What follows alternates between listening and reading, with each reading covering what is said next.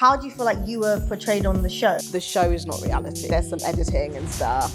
I just don't want them to portray my good sis badly. I've been in this industry long enough to really understand what it takes to renovate a space. It's a luxury service to have someone come in and do your home. Somebody's spending a lot of money for you to solve their issues. A well-designed space can really impact your mental health. How did you go about finding internships and then applying?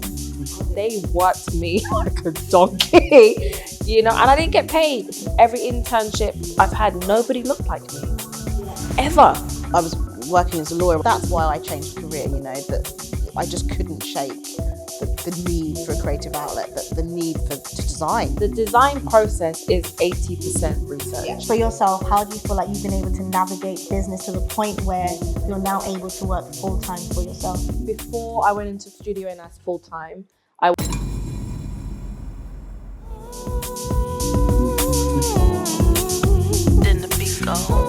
Welcome back to Enjoy the Collective, the home of independent creatives seeking the real insights into the creative industry and what it takes to work for yourself. I'm your host, Marseille, and whether you're freelancing, studying, or thinking about it, then consider this your all-access pass behind the scenes to mastering your own creative practice. I am so excited to introduce this week's guests. We have two brilliant designers. We have Enass, who has her own interior design luxury studio with international clients. And we have Temi, who is a British interior designer and recent contestant on this year's BBC Interior Design Masters. We're rolling? Yeah. Love that for us. Okay. First question. As interior designers, how would you individually describe your design aesthetic? It can be a bit tough. Yeah, I think mine's a bit like eclectic mixed with a modern twist, like a more refined eclectic. Is there something equivalent that you could compare it to? Or maybe actually, I've been boasting a lot about how my post-production skills are going to be on point. Okay. So up here, we're going to post a picture of your work. Ta-da! I'm literally thank God. Do you know what? I love mixing color and patterns and prints. I hate the color white. I mean, it's not really a color, but I hate beige and all of these things. I love color and just vibrant spaces. I would say when I've seen your work, it's very rich. Yes. It's not ever super bright or pastel. It's rich. It's got depth. The kind of colors that you generally do. Yeah. I love that. And for Temi, what about you? I'd say similar actually, which is quite funny. I love color. Not for color's sake, but again to add depth and texture. Not even necessarily pattern, but just texture. So if it's a colour, I like lime wash or just something that has a feel to it. So when you walk into the space, there's just a little something. I sometimes think you can't put your finger on that. But yeah, and I like mixing that with old and new. So you create that kind of classic base, but it's just a bit different. Yeah, I've seen as well with your work, there's this kind of rustic kind of touch. Is that the right language? Yeah. I guess, rustic or old, I don't know. I mean, on the show, I guess there was some rustic because I tried to use what I could find. Yeah. What's cheap? No, but yeah, there is definitely, I like this sort of undertone of a natural, almost like a lot of wicker, a lot of sort of natural brown, but then completely put next to a bright orange or a bright blue or, sort of a earthy green. I love that. I think what I find really interesting about you is your journey into interior design. So I know you started off as a lawyer. So how did you go from law to interior design? What was that spark? For me, doing my own home. I think it's probably difficult for people to understand because I didn't just wake up and go, oh, do you know what would be great? Love a bit of interior design. Let's give that a go. Because I feel like that is actually a lot of people. I feel like a lot of people think that. Oh my God. And I think that nice cushions for my sofa. And now I can do interior design. And this was the thing I was most afraid of going onto the show because you can't control the narrative or how stuff's edited. And I was like, please don't portray me as someone who woke up one day, did their house and was like, oh, give that a go. Yeah. because it's just not actually the case. I was always into design. When I was younger, I was into fashion. I'd been in magazines for fashion. I made my own clothes. You know, I sourced clothes. I sourced clothes for people, you know, I sourced items for people, antiques. My stepfather was an antiques dealer. So it's very much part of my DNA makeup, my background. I didn't just wake up but what happened was I got into law, a whole story. We won't go into that now. The journey into design for me, it's quite a long story. I don't know how long we got. But give us like... I'll give you headlines. Yeah. African mum. Do I need to say anything else? 20 years ago, not a lot of people like us in the industry, absolute fear, don't do it, can't do it, don't be stupid, do traditional, lawyer, doctor. Did you propose like interior design or design to them initially? So funny enough, my UCAS, I put down fashion design. Right. And soon took that off. I hear that. I get it. But yeah, I used to go to school. Anyone that knows me, they'll remember. Please don't show any pictures. In handmade clothes, you know, things I'd made myself. This was back in the day, you know. I remember getting lace and making bras with my neighbour out of lace from the car boot. Damn. That's really creative. Yes, it was insane. The power of an African mum. But yeah, so for me, my journey was always, I should have been doing design of some sort. And I couldn't ever shake it. So I was lucky that my friends were all in creative. So I still had the osmosis. We lived in a big warehouse flat in Hackney for like 8 years, and we used to have parties there and do shoots there. And so I had that outlet. But then when I got older and I moved and I lost that outlet, I had to channel it into my home. And it was kind of like a eureka moment of, hang on, I can get the same design process and outlet and joy from interiors that I was getting from fashion in my early And days. your home's amazing. Oh, that's very kind of you. I haven't seen it. It's stunning. Okay. But Check it yeah, out. that was a complete redesign. Yeah. So like I realised that actually the law has helped, because as Enass will tell you, the practical side you need for interior design is something I think people don't realise. But then having your creative outlet, it's like it was like, oh God, I can mix the two. Okay, this is how I can do it. Don't worry about the light. I don't know why it's freaking out. So yeah, so that was my journey in, and then the big question of how can I make this reality when I spent 10 years doing law, hence the show. So the show was the entry point for you Yeah, the show I'd started making into inroads. the industry, I would say. I started making inroads through my Instagram. I'm not great with Instagram, I'll be honest, but I had started setting up an interiors page, and I've been really lucky to get some press attention from that. So I'd been in sort of like a few magazines, I'd been in Remodelista and sort of home style, like, you know, just your classic sort of interiors mags for like little spaces in my home. And that sort of gave me that like confidence boost of, hang on, like if this has come from nowhere, I can do this. And then was approached about applying for the show. And I thought, oh, if I don't do this now, like I'm not going to do it. So that's the long answer to how I came into interiors. No, it's helpful just to understand, because I think one of the things that I've been able to really get to grips with in terms of doing the podcast is I've yet to meet someone that's had a conventional route into the industry. Like, I don't know anyone that's been like, yeah, you know, studied like college, university, first job, career, progression. Like, it's always been like these alternative routes in. And for yourself, So I've always known I wanted to do design since I was a child. Like, since I was a kid, I honestly remember like making little boxes of rooms and like painting the walls. Shoe boxes? Shoe boxes. Yeah. Shoe boxes. Honestly, I remember I think I was in year 1 or year 2, and I would just do little things like that. But I never actually studied interior design. I went to Chelsea College of Art. Chelsea College of Art for my foundation. Okay. And they just didn't encourage me to study interior design at all. They said, actually, maybe you should do surface design. So it's more like surfaces and products for the interiors. So that's what I did. Well, I don't know.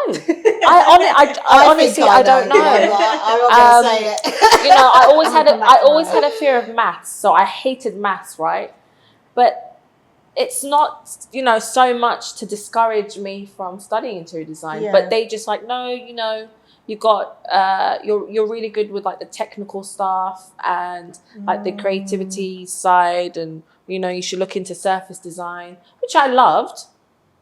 But yeah, I think that's one thing I wish I would have done. I wish I would have studied interior design. But so did you ever like do like a course or anything? No. So after uni, I just did like hundreds of internships in all aspects of design. So from like fashion, fabrics, to homeware, to flooring, ceramics. So which, to be fair, I appreciate a bit more now, because you kind of understand materials a lot more better. Really rounded base, exactly, isn't it? yeah. And then I just worked. I worked in a design studio. I worked in design studios. But how did you like go about finding internships and then applying? God, it was so hard. Yeah. You know, this was what, 10-ish years ago now. Yeah. Calling. Really? Hey, can I do an internship in your studio? Yeah, sure. And back then they didn't pay us. So not even like a travel and lunch thing? No. No. No. Okay. I was going to say, I actually think the perverse thing is it was probably hard but easier back then, because you got nothing. Yeah, you could call up. I had to get a part-time job or a full-time job, you know, working in retail on the weekends, or half, you know, I would like do the evenings and things like that. But every internship I've had, they worked me like a donkey. Yeah. You know, and I didn't get paid. But I just wanted to get my foot through the door, because every internship I've had, nobody looked like me. Yeah. Ever. And I've done about 11 to 12. So I always had to prove why I was there. And I remember being in one placement, and can't say where, but that's fine. You know, it was a very prestigious high-end homeware company. And, you know, the director was like, you know, I know you worked hard, but I didn't realize you would work this hard. I was just like, at the time, it didn't really, you know, register what she meant. Yeah. And I sort of was like, oh, thank you. You know? But actually, like when you look back at some of the comments, you think, well, why wouldn't you think I worked hard? But, you know, my parents always told me you have to work 10 times better than the person sitting next to you, because... I feel like we've all had that. We've all had that chat. Like... Always. Not the chat, the mantra. That was my whole... I mean, I remember at school, not even in design, I'm talking primary school, a teacher saying to my mum at parents' evening, you know, things are changing. She doesn't have to work so hard. And my mum looking her dead in the face and saying that comment is why she needs to work twice as hard. And it being overheard by some of the parents, but that was a memory I'll never. But it's true from day dot. And, you know, people are bulk when you say these things. People look at you, they're scared. They don't, it's not the case. It is the case. It is. It is the case, 100%. Would you, like, now having done internships, would you recommend someone, like, well, maybe first of all, like, did you find it beneficial? Yes. Yeah? Yeah, 100%. I say to anybody that wants to get into interior design, work in design studios. It doesn't necessarily have to be interior design studios if you can't get your foot through the door. Right. Work in a design studio, whether it's homeware, whether it's fabrics, flooring. You need to be in an environment that's creative, but also understand how a business is run, how a studio operates, you know, learn at the expense of somebody else. I think that part about like learn how a business is run is so key, and you can really only like there's so much you can learn from books, but actually just being in the space and seeing how they solve problems is like so key for anyone who's like on a freelance journey.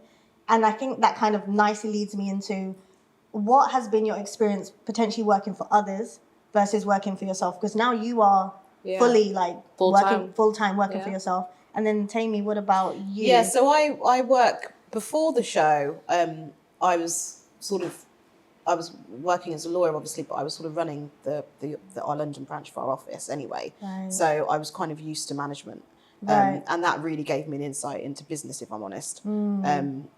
Just being responsible for the day-to-day running of an organisation for years, you do. So I don't regret my background for that reason, because I do feel like starting my own interior design studio, which I have now, it's been an easier process for me than maybe someone else, because I was able to have that background in sort of understanding how to set up a business and sort of what it entails. I mean, it's the same, I guess, as for you. Do you think a lot of people really underestimate like how much business is required when you work for yourself? Oh my God. Because I feel like this is a common misconception about being self-employed or being a freelancer. Yeah. For yourself, how do you feel like you've been able to navigate business to the point where you're now able to work full-time for yourself? Yeah, I mean, so before I went into Studio Enass full-time, I worked in a small design studio. And the beauty in working in small places is that you get to see everything. Yeah. Right? You get to see Facts. everything. Facts. And I, highly recommend to people, if you can find a placement or work in a space that's small, because you get to see totally agree. ins and outs of everything. And I think that taught me a lot when it came to like running my business. Again, you learn as you grow. And you also understand that you can't do everything.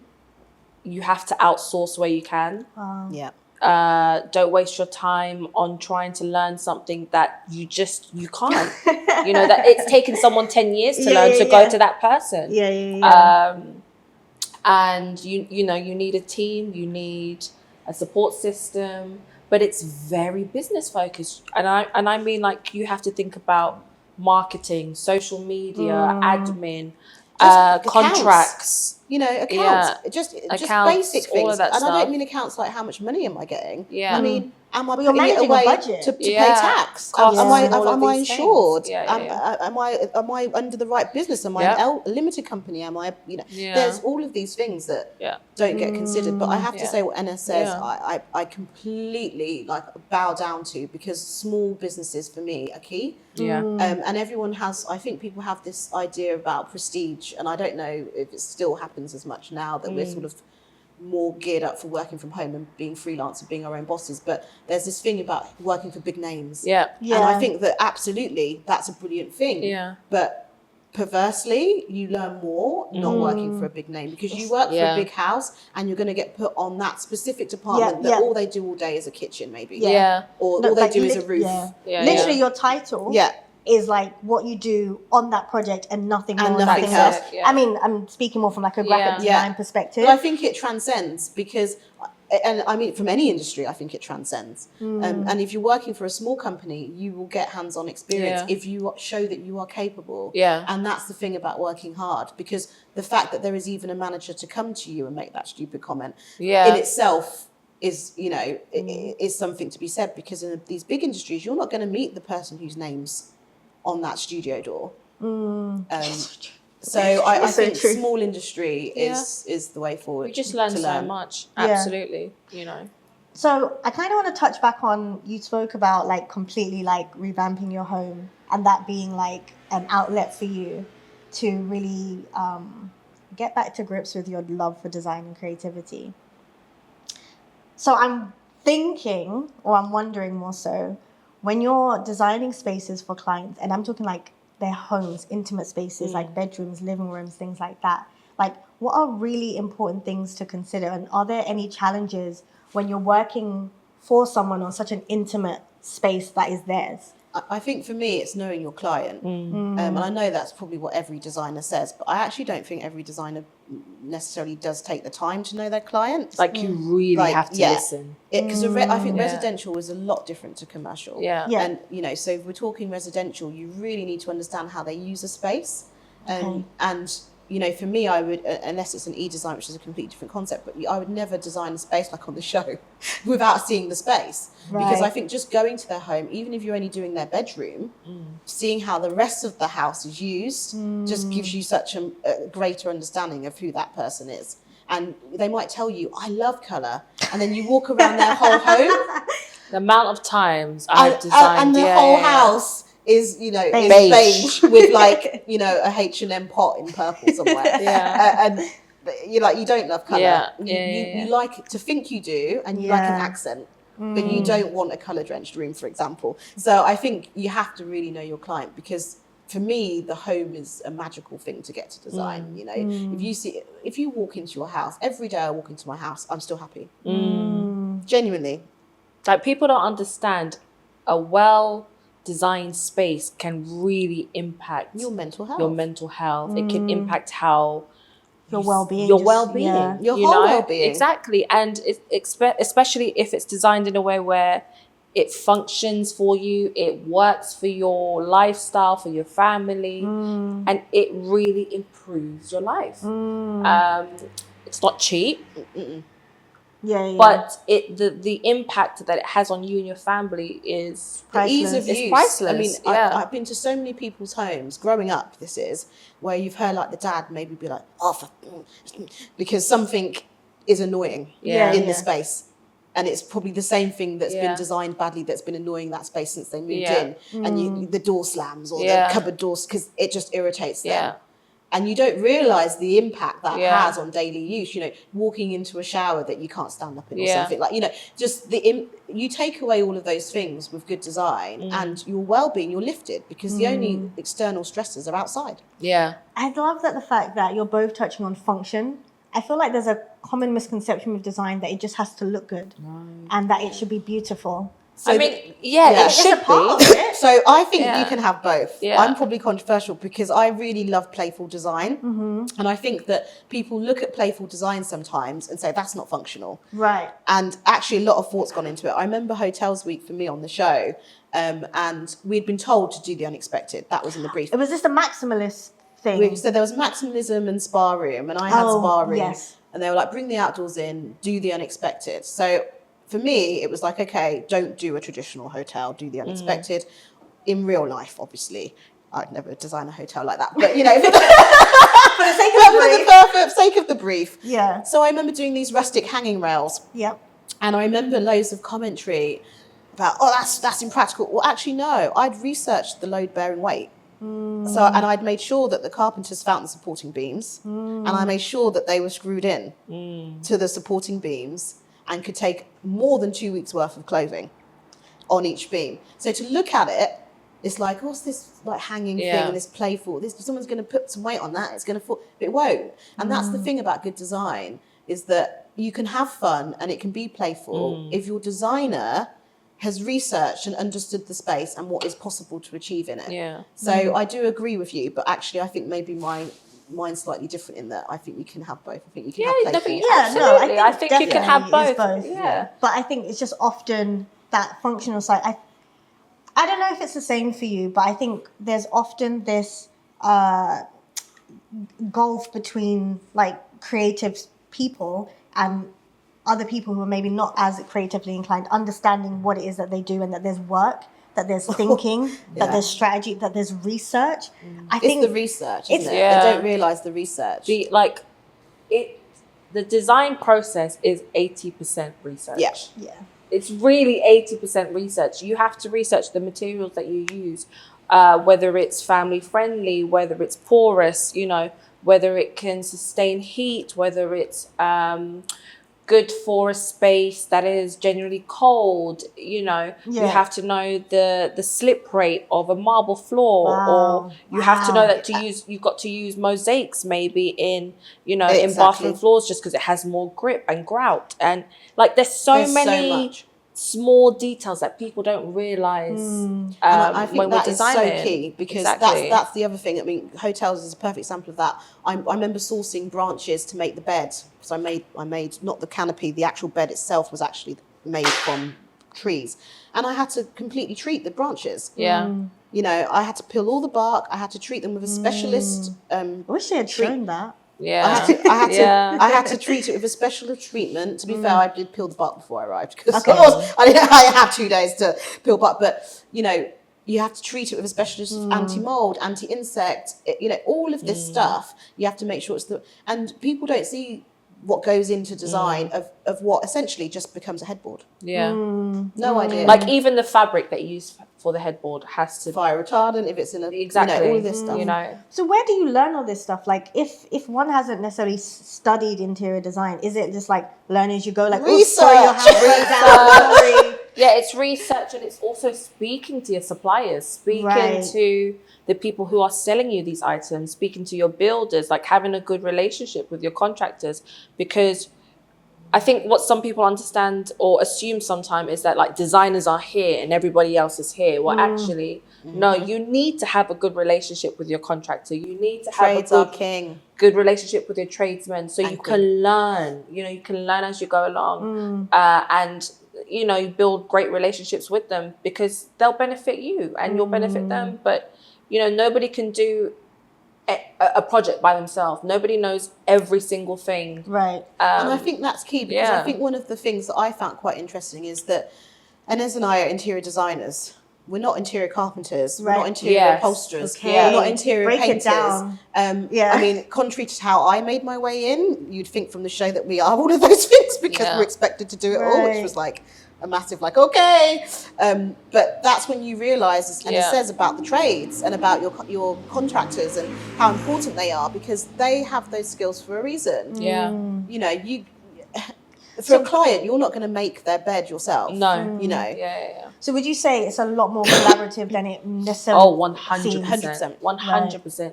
You need to collaborate with your carpenter because, you know, you want the footstool to be at a certain angle, you want the piping different, but then he can come and tell you, or she can tell you, that's not possible because of the weight or whatever it is, you know. Is that easy to take on board though? It's like, you know, when you have a creative vision, right?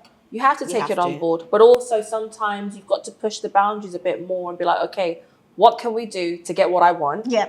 And for it to be realistic. And I think that's the importance of good contractors because, I mean, even in my own home renovation, the show was a perfect example of that. That's why I think it was so good to do because you learnt so much about that. But even in my own home, I had 3 carpenters come and tell me they couldn't really do my wardrobes that I wanted because I wanted some curved dooring. You know, to me, it's such a simple design. But, you know, then I get one carpenter who goes, yeah, no problem. Yeah. So you know, that's fine. It's just, laser cut out, you know. So it's just knowing where you can push your boundaries and understanding also which is where you have a designer, you know, what can be achieved actually, as opposed to what the tradesman might tell you can be achieved because it's twice as quick. That's and why easier. it's so important to find good tradespeople who also believe in your design as well. Yeah. And want to see the space come to life because they're going to do their best to make sure, you know, it does come to life. But then, of course, like every designer, we've all had bad experiences with builders and contractors. So you literally learn as you go along. It's inevitable. You know. Is that kind of scary though? It's terrifying. It's terrifying. It's terrifying. When, you know, like me, you're starting out. And I'm quite lucky because I do think from the show and so forth, I have managed to get good contacts, which is amazing. So I'm quite lucky in that respect. But it's your name. Yeah. So even though the contractor has done the work, your studio, the clients don't care. You know, your Temi Johnson design is your name. Yeah. So they're not going to ring up your carpenter and say, why didn't you follow Enass's instructions? Or why didn't you listen to Temi? They're going to call you. Yeah. So that's always a fear, isn't it? Because it's your reputation. Problem solving. It's honestly, half of the business is problem solving. You're solving problems for clients. But why they have to solve? Yeah, because that's why interior design is a luxury market because you know somebody is spending a lot of money for you to solve their issues. Why should they, you know, be involved? It's your duty and it's your responsibility to make sure everything runs smoothly. That's why, you know, you've got to manage the project. That's why you've got to have a good team, a good, you know, contractor and all of these things, just so you can take that stress off clients, from the clients. It's an expensive problem to have, but that's part of the business.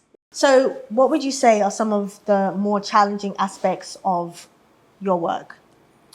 So whether it's like, I don't know, client relationships. I mean, we spoke about the collaborative process, making sure you have good relationships, doing the research, which can be, challenging in and of itself. But are there any challenges that maybe you individually or specifically face? I think boundaries for me. Right. So I think, obviously I think Enass is slightly more established than I am, obviously, but I think what I'm noticing is I offer different services. So you can have like an e-design, you can have a consultation, and then you can have the full package essentially. And I do styling, but I think that's a completely different field, and it's a lot easier to deal with. And I think that when you say to somebody this is an e-design package, and essentially, you have your consultation, as much time as needed in that consultation to understand what the client wants. You've got your images, you've got a brief understanding of what they're after, you've got your floor plan, and you go away and you create their space. And for me, I offer a few revisions within that package, and then they get given their final picture, we'll call it. It's a render, but for people out there. And that client is then supposed to go off and, create that space. And I think, and this is where not understanding what interior design is, I think plays a part, is that a lot of clients think, right, here's this image, I can now go and do this space. But I don't think they understand all of the thought that goes into interior design. So you've done this image for them, but they now need to go away and understand where their plumbing is. They need to understand how many light fixtures they want in that space. They need to understand whether or not they can source this piece of furniture within their budget, or whether these tiles will work exactly in the wet space of that room. Right. So, obviously I will send links to a couple of products in my e-design just to give them a flavour, but it's not a full package. Otherwise you need to pay for a full package. Right. So, and then what happens is the phone call might come with I'm just wondering if you can help. I'm just wondering, and so I think managing client expectation. You end up doing more. Well, you do, yeah, especially if you're, like me, and you're starting out and you don't, and I've got terrible OCD. Right. Which I think is what probably makes a half decent interior designer, is that I can't. The idea of butchering one of my designs, so I will just do it, essentially. But then would you charge them hourly? Well, so this is the thing. So, and talking about managing business and so forth. So it's then understanding now, because obviously my business is new. Okay, no, hang on. Look, this is your e-design. Now, if you want me to do X, Y, and Z, we are going to have to talk about a further payment or different for that. Because I think that's the thing. And I think even with a full service, clients might have this expectation of what can be achieved in their home. Yeah. And it's like, well, babe, actually your living room can't have a 3-piece sofa set in there because it's tiny. Or, you can't have this separate shower and bathroom walk-in. Because your budget doesn't allow it. Yeah. Because, and no, you can't have the marble. We're going to have to use porcelain because you told me you've only got and there's the sort of thing of, well, I've got an interior designer, like what, surely this should be all achievable. And I think that managing client expectations is probably one of the harder things, because it encompasses a lot, that management. Could you break down, you spoke about e-design, consultation, styling? Yes. What are those 3 things? Just for anyone who is So for me, because I don't know, I think mine's a bit different. Different. But styling, I've just done a project for Olive and Bar. I've restyled their showroom in Clapham. For me, because I love sourcing, that's my background. I sourced all the items for that space. They're all vintage, second-hand. When you say items, do you mean furniture, or do you mean furniture? I mean, things from an olive tree right down to a butter dish. Right. Because there was 4 distinct spaces that I created zones for in that space. Right. So one zone's the baking station, then there's a tablescape, which is their dining table they sell, and then there's the back space, which is the traditional kitchen. So vases, the dried flowers to go in those vases, the baskets that are, wooden vintage eggs, because obviously you can't use real produce, so it's going to be there forever. Yeah, it's true. So, all of this stuff, right down to a picture. So, furnishing, styling, decorating. Right. That's more what that is styling. For argument's sake, it's decorating a space. Okay. Okay. And then e-design for me is I offer you a package where I will redesign your space, or design your space for you. Sorry, you said consultation. Consultation is where your space is pretty much done, but there's something missing. You can't put your finger on it. You're kind of like, I've got this space. I don't need a picture. I don't need to have more than an hour or two with you. I just want you to have a look at this image I'm going to send you. This is, obviously there's more to it. Yeah. I'm going to send you, and I just would love some feedback and ideas on colour or furnishing or Right. So that's just a very quick service where someone says, look, I've had my living room done, the builders are gone, it's all there, but I just feel like something's missing. Okay. And you have a chat with them and you say, well, actually, have you thought about putting a lovely Labina Hamid print above this sofa? Right. And, you know, you need a round rug because of the, you know, bay window or whatever. Right, Just, right. And they go away and go, thank you, great for those ideas. Yeah, good. I know where I'm going, what direction I'm going in. And then e-design is where I will say, okay, I'm not going to see you on site unless you're close, and I do. But let's have a Zoom.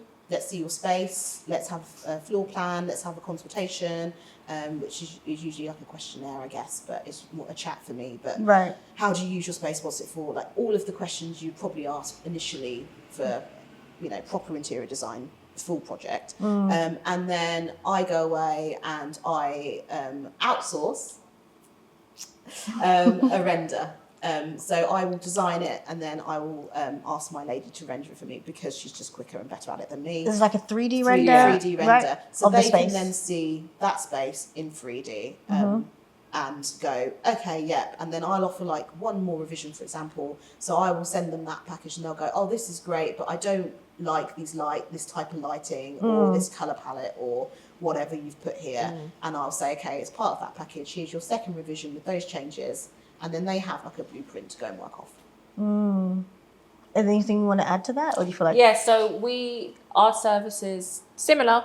So we offer consultation or an e-design or a full interior design / project management service. So consultation, similar to what you said, you know, it's like a 2-hour consultation where we visit the client's home, have a chit chat, go through all their problems that they're facing within their home, what they want to achieve, budgets, pricing, costs, all of these things. And before proceeding with any of our other services, a consultation has to be booked first. Right. That's So like, that you can understand what the problem. exactly. Right. Then, you know, we go back, type up a proposal with the services and the costs and estimates and budgets. And then they would say, okay, let's do an e-design, or actually let's do a full interior design project management service. Again, depends on budget, depends on their lifestyle. Because if you do take an e-design service, you have to be really hands-on. Right. So if your work schedule doesn't allow it, it's going to be very tricky for you. Okay. You know, so is that because there's a lot of like back and forth? yes, Or? Okay. there's a lot of, not necessarily with us, but with, you know, you have to hire the builders. So we don't Right. hire builders. All we do is literally come in, measure your space, create the renders, the visuals, all of these things. And then we supply you with a detailed spreadsheet of all the products listed in the designs. So it's your duty to manage the project, manage the builders, place all the orders, check if there's anything wrong, broken, send it back, you know, make sure this is in the right direction and this is it. I can't believe that. It's So just it's something that you image, guys really. do Yeah. as like being, I guess, like the project manager of the space, Yeah. ultimately. And That's then a lot. we have the full interior design project, which is, again, we still do the renders and all of these things, but we manage the whole project from start to finish. Both high-end services, whether it's an e-design or a full interior design service, they're both high-end because they take up a lot of I mean, time. it sounds like it. And I think that's the thing with the e-design I think is quite funny is that I was speaking to some other designers who I won't name, and I realised that I was actually offering too good a product Yeah. for my e-design. Yeah. And I don't think the clients that have had my e-design realise that that's the case because Yeah. obviously your client only knows what you show them. Yeah. And, you know, I was offering these essential, almost mirror images of these spaces, and it took a lot of time. Then when revisions were needed, it's really lengthy. Right. With I was from 3 to 6, and I've had to streamline that because it all comes back down to what Enass and I were talking about. It's a business, and if I'm going to offer an e-design service, which literally is like not even a quarter probably in cost of what a full design project would be, we can't deliver that type of product. That product is for people that are essentially taking on a full interior design service. And so understanding that, managing those expectations. And even with an e-design service, you still have to have a good budget to start with. Damn. So, because, we can't design a space without a budget, without a good budget. It's like I said, you can, but then they'll say, well, I don't take it on. No, but I'm done with that. I'm done with that. I don't take it on. You can, but then your name's going to be on that design if they try and complete it. So I wouldn't do it because it's your reputation. Yeah, it's your reputation, but also like, I've been in this industry long enough to now really understand what it takes to renovate a space. So I think one of the most difficult parts of a business, like you said, is managing client expectations. And I'm really big on that. I think this year I sort of want to prioritize how we can prepare our clients for renovation, how we can educate our clients to the best of our abilities so they are aware of the ins and outs of a renovation, costs. A lot of them, they've never used designers before. Yeah. So of course they won't understand why this costs, a certain amount and why this takes months to be made and so on. So it's our duty to educate them and to prepare them. So we are in the process of trying to figure out how we can do that. Exactly. And I wonder whether there should be another consultation, because I feel like the consultations at the moment, they focus on the client's end goal essentially and understanding your client and so forth. Part of me is almost like, should I be having a consultation with my client, which is called the renovation I'm making this up on the spot, but the renovation consultation, where I say to my client, right, okay, now before the work starts or before we get whatever it might be, let's schedule in our 1 hour consultation to talk you through the process. So not the process, what I'm going to do for you, the actual process. Yeah. Right. And because it's little things like, I remember a prospective client, because you get so many prospective clients, being like, oh, will this project be done in, how long will that all take? And I said, well, for this specific project, which involved a walk-in wardrobe and stuff, I said about 3 months. I said, and I'm quite lucky because my carpenter, it will be able to get you in 6 weeks, right? And that's assuming then from that 6 weeks that it's no problem, and it's. And sort of the radio silence afterwards. And it's like, well, so what's the expectation, like a couple of weeks? I'll put it up for 3 months. Yeah. Like, so to actually, before you even begin your designs, you've got to ask your client when they want this work done. That's why, like when we get inquiries in, I send a questionnaire, and in the questionnaire it has questions of what your budget is, time frame, blah blah blah, and then I have the discovery call depending on the questionnaire. So if a client comes back to me and says my budget's 5,000, sorry, I can't do that. That doesn't even cover our fee. But then, and this is the other thing I found: clients saying my budget is X. Does that include my fee? Yeah. So then we send an email and we explain to the client our process, our fees, and the budget requirements that we need to move on with a project.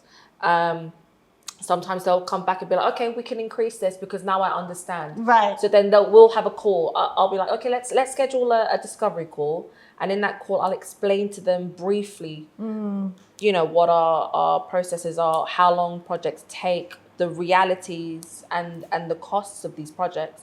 And, a lot of the time they're so thankful because they're like, we have no idea. This is the first time somebody has been honest. Exactly. Yeah. So then from that conversation, I find more times they move on with the consultation, and then whether it's an e-design or a full interior design project. So, a lot of the times when we do go to our consultations, we show up with like maybe a brochure or something that has detailed breakdowns. Right. We have like a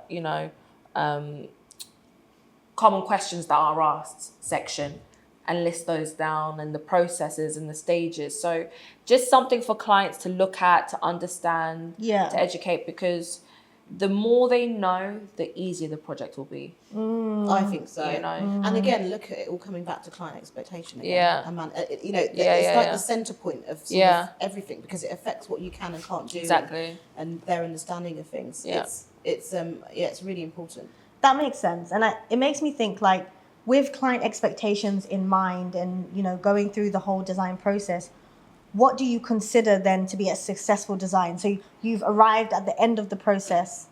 How do you determine whether your design is successful? Do you know, this is such a cliche, and I'm totally going to say it because I don't care. When your client walks into the space and they have that wow.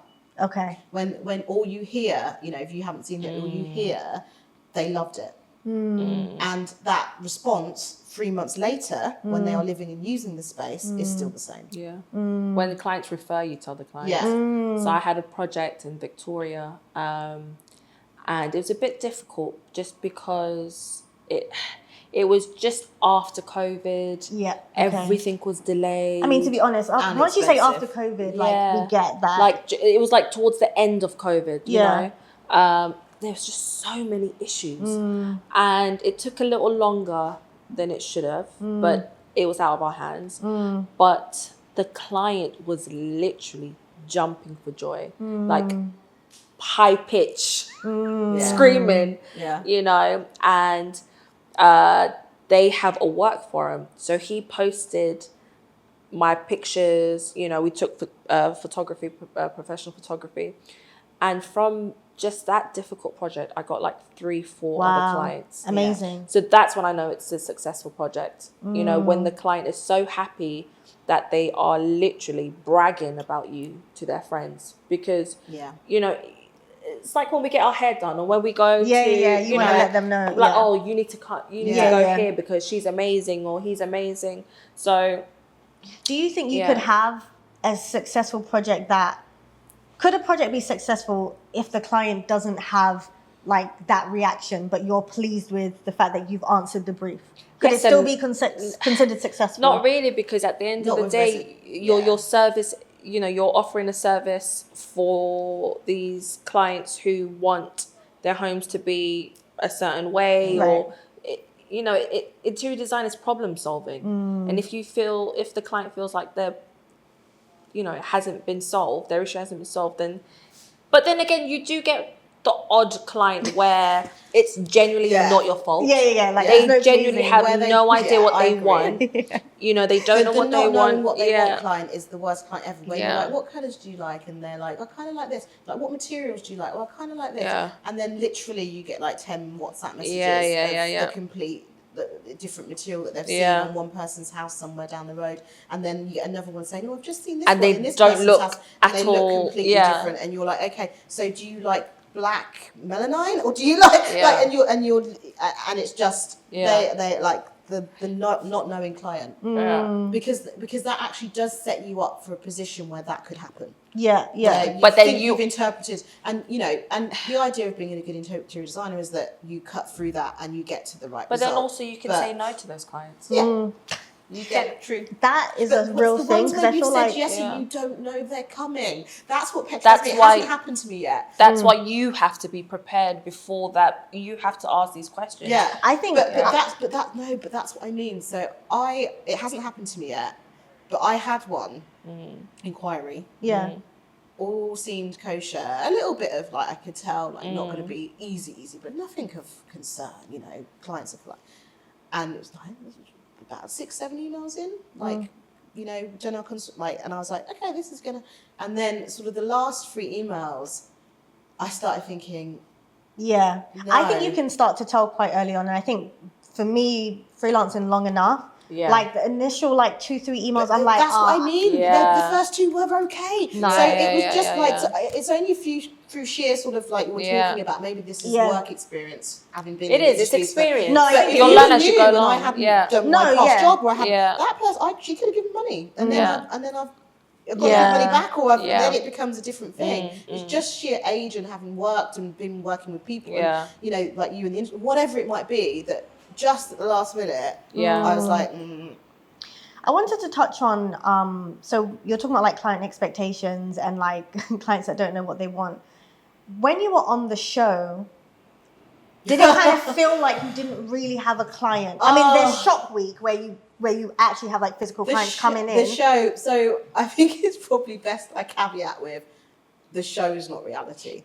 Okay. I loved being on the show. I am so grateful for my time on the show. I learned so much on the show, but it's not real life. It's not, you know, for a start, you wouldn't take on any of these clients because they wouldn't have the budget.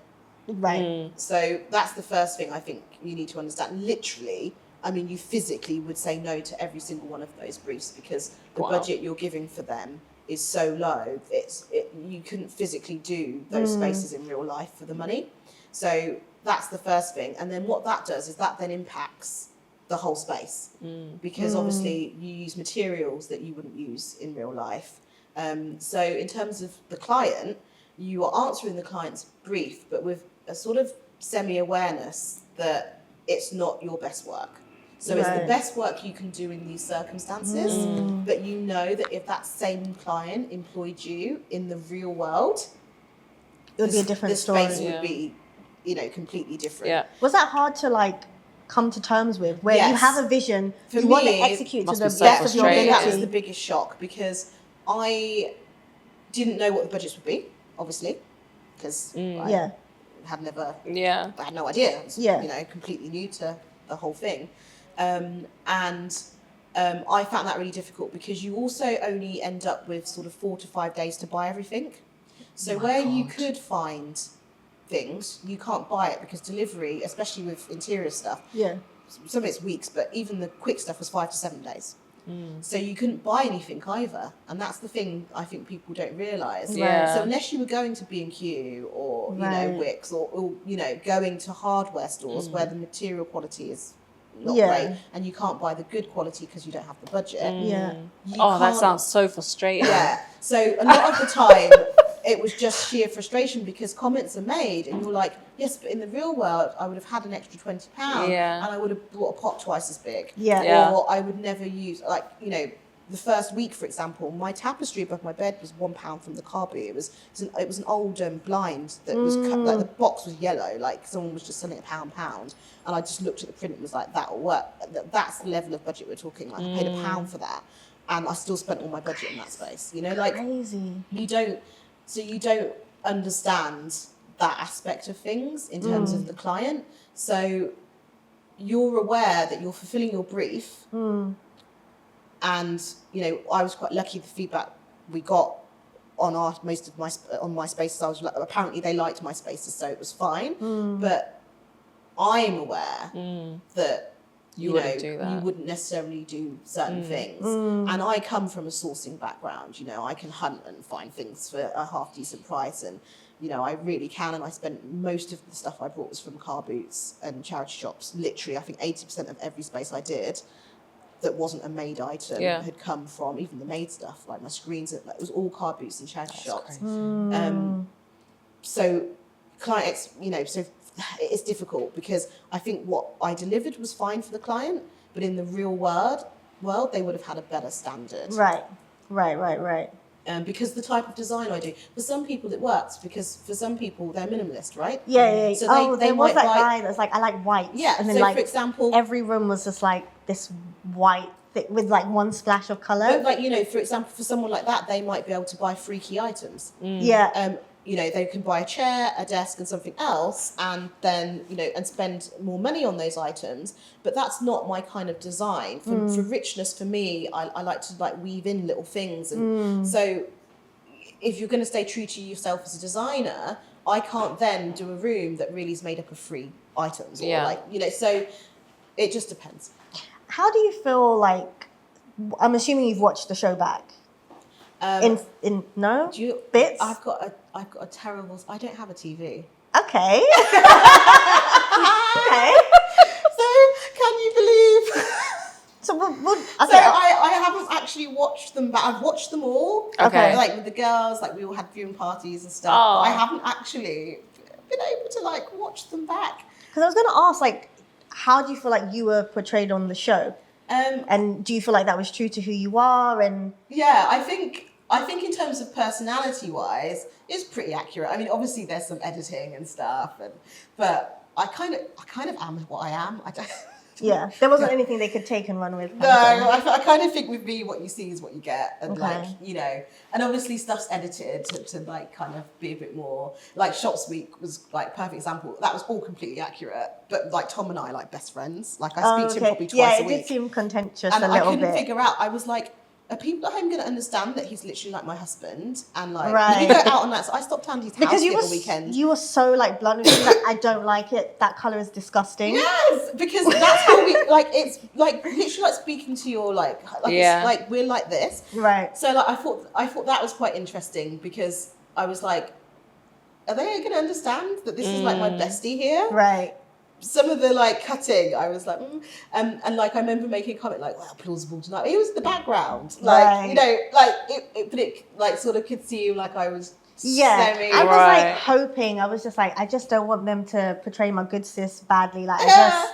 because I feel like sometimes like when by default, you know, like Issa Rae says it, like I'm rooting for anyone black. Like once I see a Yeah, black yeah. person on the show, I'm like, Like, yes, that's like, the person I'm that's voting the- I'm voting for you. I'm And rooting also, for I was you. so conscious of that. So talking about sort of tokenism, and that was something I was really conscious about in terms of asking how I was portrayed. I was petrified because, to be quite honest with you, when I see these programs, there is usually the token black person, and we all say it as black people. And I was really conscious of not being the token black person. Did you feel pressure to, like represent us? Do you know, I was really honest when I got onto the show and when I applied for the show about the fact that I had come through this journey through a lack of representation. So I was really keen to, you know, hopefully do well enough that I could show people that, you know, you can be black and creative and design, and it doesn't have to just be creative in an industry that is seen as sort of black acceptable. And I'll explain what I mean by that. But a lot of the time when you're black, if you're creative, you know, sports is a great example, isn't it? You know, you can be a sportsman, you can design Music. trainers, you can be a rapper, you can be a soul singer, you can do music basically, the umbrella of music. You can do those type of creative industries, but God forbid we come into your home. You know, God forbid they're gonna put And that's his face is cute. Yeah. they're gonna put a Conte flag up, and it's like, babes, Imagine. Yeah. like, you know, and That's I am massively into culture, Yeah. and I explain But you this. wouldn't like bring your own culture into someone Right, else's so this space. was the thing on my application process that I highlighted. You know, I am really a believer in culture of everyone. So, you know, if I have a client that's Swedish, that's Sudanese, that's, you know, African, whatever the Nigerian, whatever the cultural background is, I would love if they said to me, I would love to bring that into my home, but not with a blooming African mask holding a staff. Yeah. Yeah. And this is what Or I an really African wanted, statue. Yeah, this is Do you what I get really that? wanted to dispel. I was just really keen to show. So with my designs in the show, I hope that it kind of came through a bit. So I would use a lot of woods that had grains in. I would use colours that could feel like the Caribbean or the sea, or I would use oranges that had depth. To me, that's all culture. But I think you throw around the culture word and, you know, heritage and stuff, and people start thinking you're gonna like, you know, you know, have the Messiah on the wall. It's painful. Right.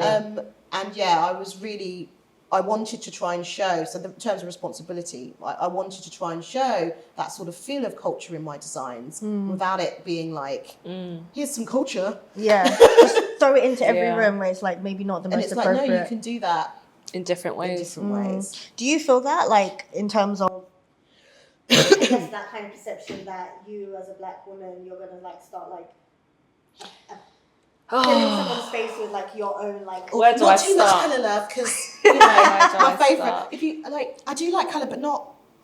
So, I mean, Oh. with me, I love colour. Like, I'm from Sudan. I'm East African. So from our fabrics to the food we eat, to our homes, to the landscape, it's all color and it's vibrant and it's rich, you know. So I do portray that in my designs, but it doesn't necessarily mean, like you said, I've got a tribal, you know, picture on the wall or something. No, it's how you introduce color into space with layering, whether it's a sofa, you know, using rich tones on the carpet or on the wall. That's how I add, you know, my culture my DNA and my culture has helped me, I don't want to say perfect, but give me that sort of, I guess like it's look, like my own signature. signature. Yes, exactly. You know? It's giving me my own signature. So I love that. And, you know, most of my clients are from different backgrounds, are from different cultures. And sometimes they'll tell me, you know, it's really interesting. I worked with a client who was from an Asian background, and we wanted to introduce a photography piece, artwork, which I thought was stunning. And he actually educated me on that piece. I was like, no, I don't want to include this because it signifies X, Y, and Z. Right. But I wouldn't have never known that if I didn't have that conversation with him. So now I understand for my next project what to do. Right. So it's working with clients from different backgrounds that actually elevate your designs, because you'll never know this unless you have these conversations. But I'm thankful that I'm sort of at a stage in my career where my work speaks for itself. And the people that come to me, or the clients that come to me, are clients who want to have my signature look in their home. I wouldn't get a client that just wants beige and white and cream. Yeah, because that's not, they wouldn't come to you for that. Exactly. You would see my Instagram and my portfolio or my website and know this is not my design, and that's okay. But the other thing on that is that I think it's really important to note that with the culture and the signature style is that I absolutely think that's how my signature style evolved. I mean, my signature style reeks of my childhood. It's antiques. It's that don't look like antiques, but they're antiques. It's colour. It's the African heritage. It stinks of it. But what's really important to note is I live in essentially like a country cottage. My kitchen can Your be more references English. are broad. Exactly. It couldn't be a more English country kitchen. The essays there, you know, like the Arga, the you know, the little country picture, you know, it's classic. But I love country that. kitchen. Yeah, I love mixing those styles. And I think this is the thing people don't understand. But the cabinets are rich. So if you didn't know I lived there and you just went into my kitchen, you absolutely could think this was a middle-class English woman's kitchen. Right. That just so happens to have an eclectic taste. Yeah. You know, like an antique dealer or something. Yeah. You know, you could absolutely take away colour completely. But, you know, the vibrancy of the cabinets, that specific green, it's those choices that add that richness that comes from my cultural heritage. So I think that, just to finish on the point that Enass and I are making, is the client should come from everywhere. Right. Because I can, and Enass can, absolutely create the most beautiful home with the cultural background being native to England. Right. And add that extra layer for them.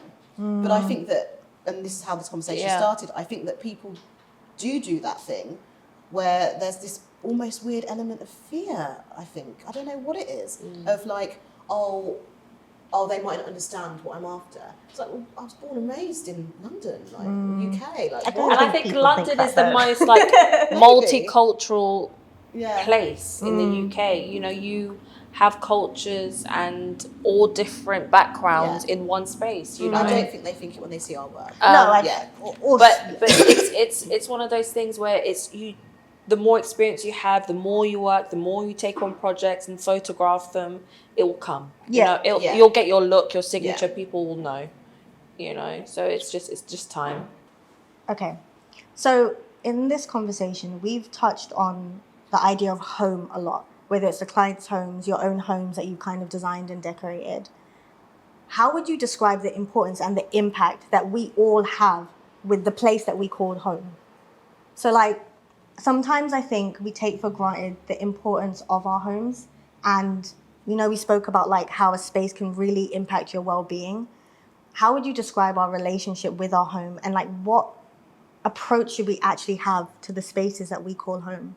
So, it's funny because Enass was saying that interior design is, it's a luxury service to have someone come in and do your home, and I understand that it is. But for me, it shouldn't be, and I don't mean in terms of our services, but I think in America, for example, the idea of having an interior designer isn't seen as a huge luxury.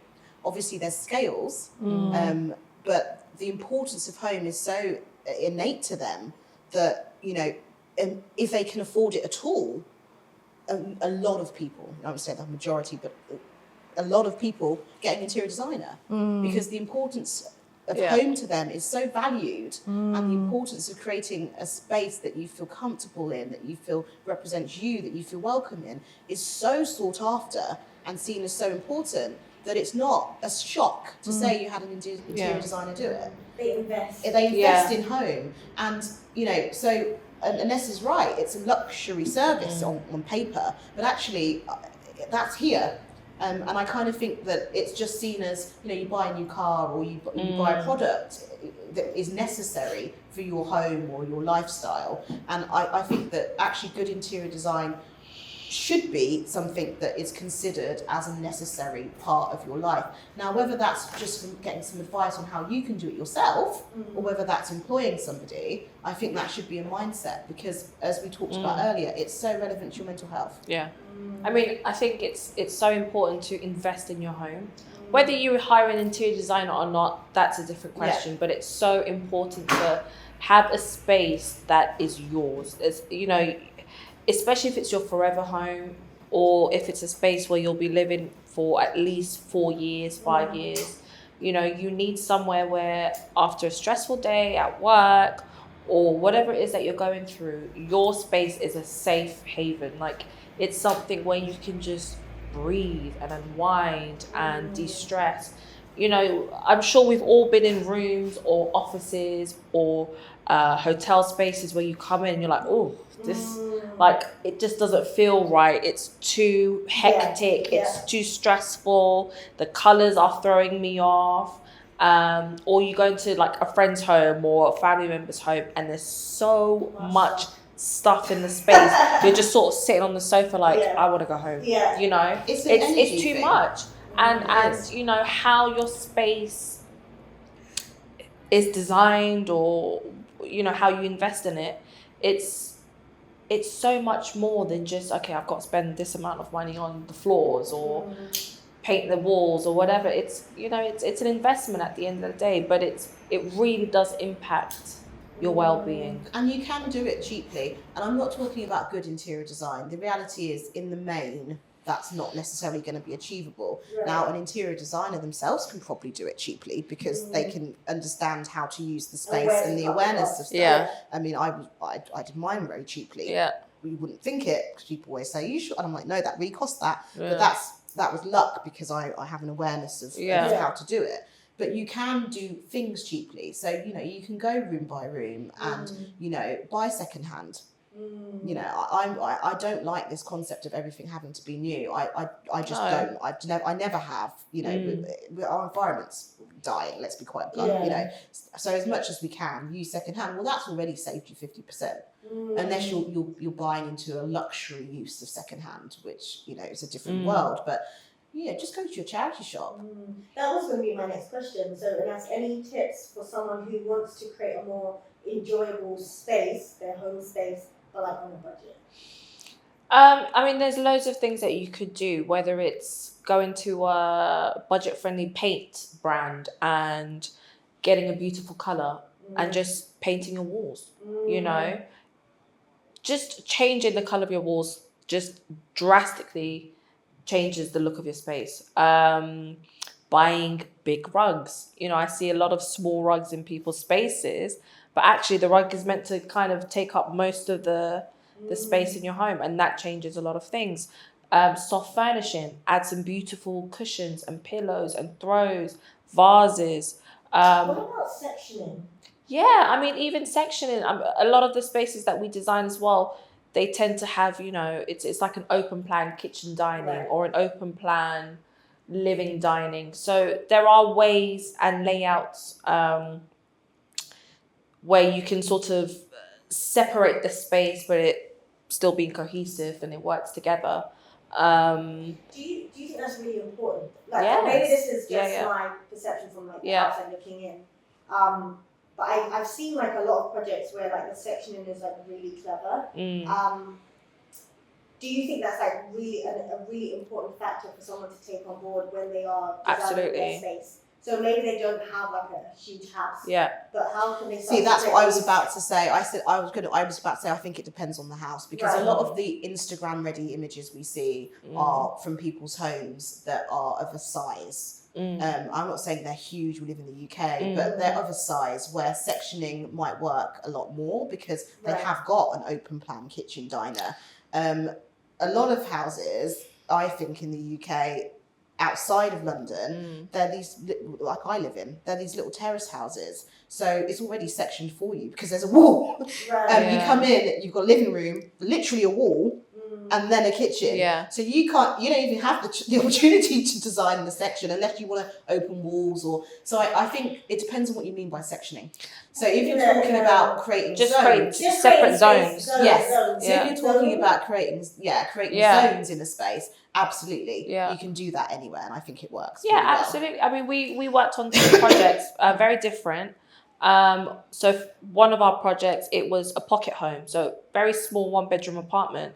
The living room and the kitchen were in the same space. Very tiny kitchen, very small living room. But by the way we sectioned the space is creating zones with a rug and with footstools. So we had a huge rug that sort of covered the living space, and then we closed it off with adding 2 footstools as seating options. And that kind of creates this sort of like square that, okay, this belongs to the living space, you know? See that? And it allows the kitchen to be free. And then we had another space where it was a open plan dining, living and kitchen. It was big. It was a big space, but they had this sort of pillar or this archway, and we just tiled the entire archway from wall to ceiling to the other side, and that created sort of like there wasn't a barrier, but you can easily identify that this is the living and this is the kitchen. So I think I call it zoning. Yeah. I lived on a boat for years, and that's exactly what we did. So if anyone's been on a narrowboat, it's all about sectioning. But so for me, like sectioning something off, I think I have it in my head, I call it zoning. I don't know why. Wrong terminology, I'm sure. But so we did that on the boat. So you have to have a defined kitchen area. And it's weird because you came onto our boat and you could absolutely see that this is the living space. And there was these 2 sort of half arches that came out of the boat wall down to create the space into the kitchen. So just to zone those spaces off, even though it's open plan. So even though you can see straight through it. And I think it's really important. But then another thing I think is quite important, depending on where you are zoning the spaces, is the common thread. Because sometimes I think people section stuff and it feels like I've gone into spaces where I'm like, whoa, this is completely different to like here, but it doesn't speak the same language. There's no common design language.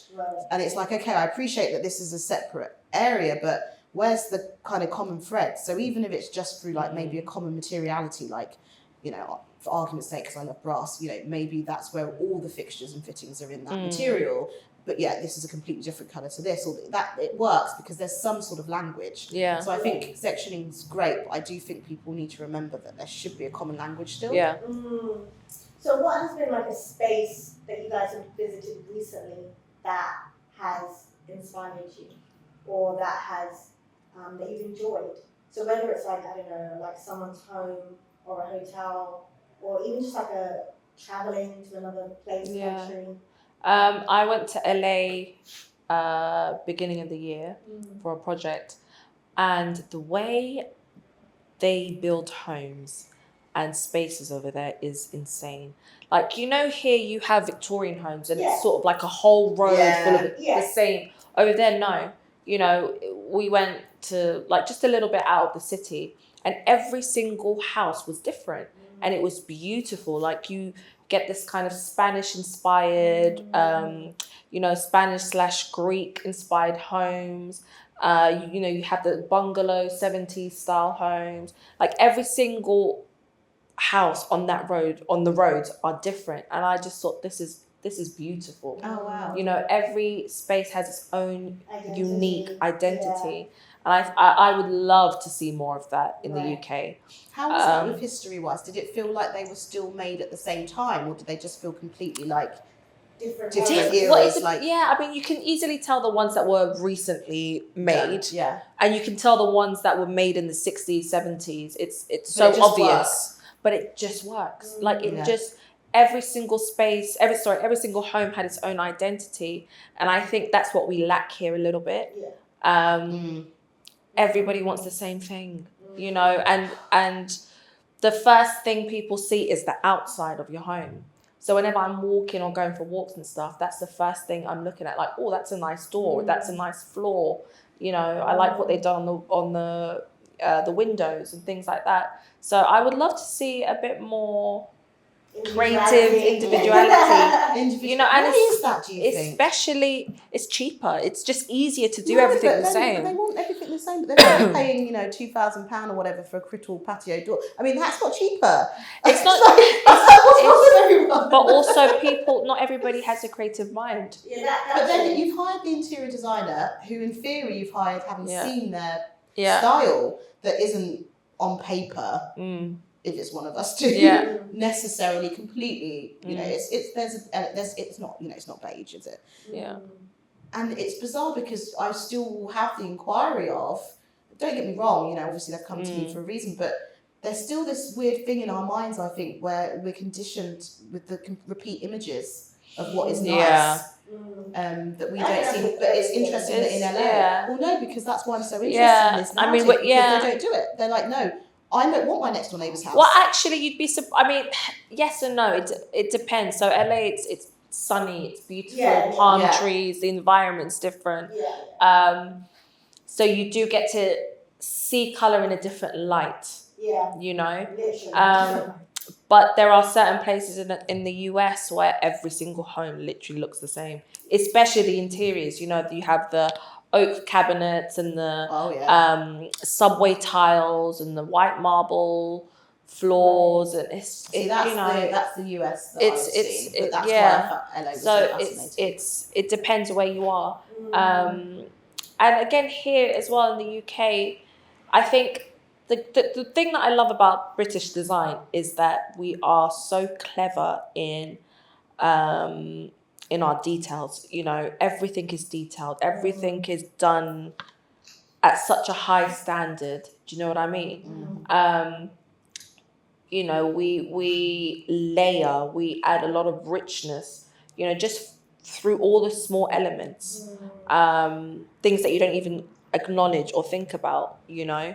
I think British design is great for that. It's a bit more high-end and refined. And do you not think that comes as well from the fact that we have smaller homes? Because the attention to detail for a smaller home, in my opinion, it is much more difficult to design. I love a working smaller with home homes. than a large home. And that British attention to detail, I think, comes from the fact that unlike America, we don't have land. So we don't have these huge houses that actually, you know, the design, the detail that we put into our design is completely different. Yeah, absolutely. But for me, it's art. I get my inspiration from art. Yeah, I love exhibitions are just. I can see a picture. I mean, my whole bedroom was designed off a painting. Yeah. But I can see a piece of art clothing. I mean, I went to see the African fashion at V&A, and I literally came out of that bursting with interior ideas. Anything like that. Thank you, guys. Final question: what is next for you guys? Oh, I have so many things I want to achieve. I am nowhere near where I want to be. Nowhere near, but I would love to have more international clients. I would love to collaborate with a homeware brand, you know, a high-end sort of homeware brand. Yeah, all of that stuff. I want, maybe TV show, who knows? Maybe a book. I'm with you on the book. So, I really want to write a book. Yeah. But I'm into that. Something along those lines. Similar vein. I've got. Do you know what? It's really difficult because you have talks, don't you? And you don't know what's going to pan out. But potentially there's some exciting things in the pipeline. Because I don't know if they'll happen, whether it will kick off, whether it'll, it's too early to say.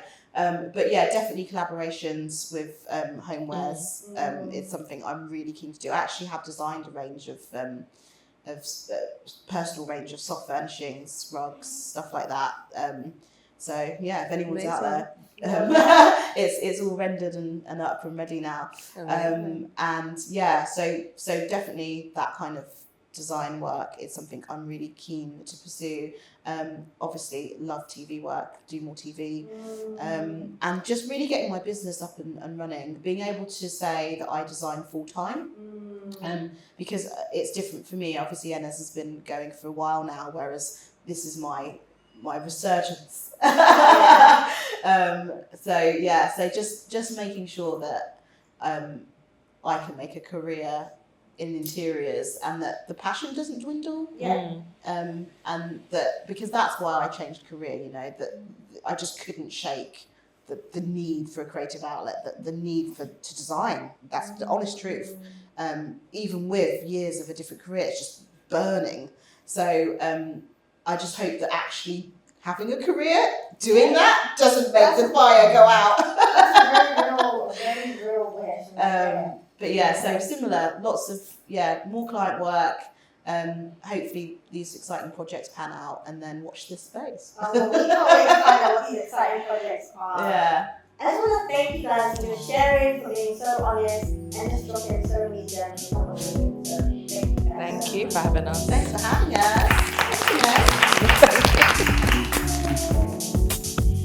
I hope you enjoyed today's episode. Be sure to subscribe for more insightful content. For insights and resources on related topics, head over to our Patreon at patreon.com/enjoythecollective. We're continually crafting tools to help you and your creative business to thrive. If you're catching us on platforms like Spotify, Apple, etc., be sure to like. Your ratings and feedback truly make a difference in helping us to grow. Finally, a heartfelt thank you to the creatives who made this season possible. Braid Films, Woom Zoom, with music by Tracy Soothes. This podcast was recorded at Us 2 Studios in London. Thank you for tuning in, and remember to always enjoy.